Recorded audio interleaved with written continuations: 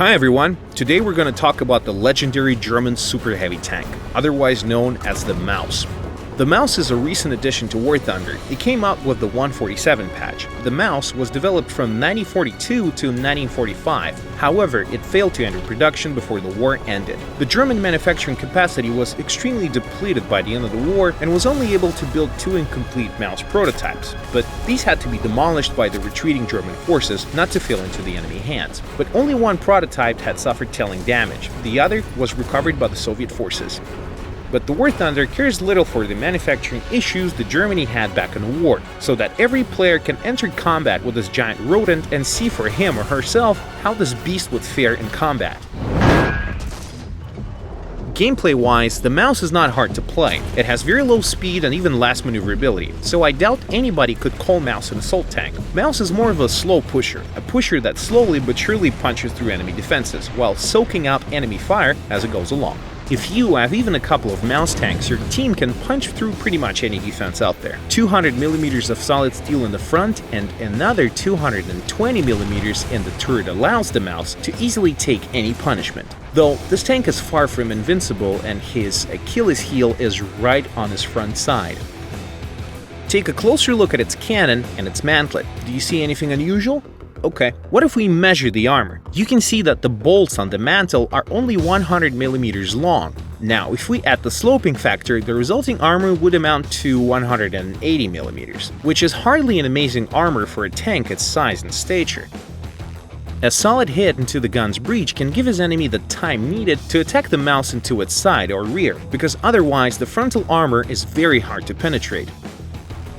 A decent Maus driver will always angle his hull to increase a chance of a ricochet for all incoming rounds. Try and aim for the Maus's so-called cheeks, as these are the least protected parts on his frontal side. Maus does have another immense benefit though, its cannon. Well, actually 2 cannons. Each Maus comes with 128mm cannon and a coaxial 75mm tank gun. The latter is usually only used against soft targets such as the enemy AAAs, but the main cannon allows you to one-shot almost any adversary. This monstrous cannon has an armor penetration value of 235mm when fired from half a kilometer away. We recommend you fire these guns separately, otherwise the different calibers and thus various ballistics of 2 shells will just make you waste a smaller shell every time you fire. Waste not, right? Oh yeah, there's one more thing. When you switch to a 75mm gun, we recommend you aim before switching, because the controls will make the turret move only when following the main gun. The guns have good elevation regarding aiming, which is a trademark of German weaponry in the game. Use this advantage when playing on rough and hilly terrain, but make every shot count, because the reloading takes over 18 seconds.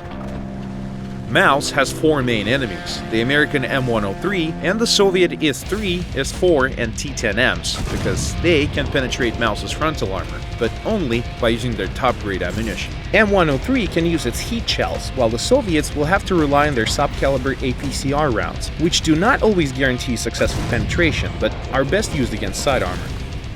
Another major benefit of any Maus is its crew. The tank is run by 6 people, so it will be a tough job to kill the entire crew in one shell. But the ammunition is spread almost everywhere inside the tank, so if you take into account a lengthy reload time, do not ever take more than 20 shells for each cannon. Overall, the Maus is a good top tank for Germany, which finally can go toe-to-toe with heavies from other nations. Stay big. War Thunder Tutorials out.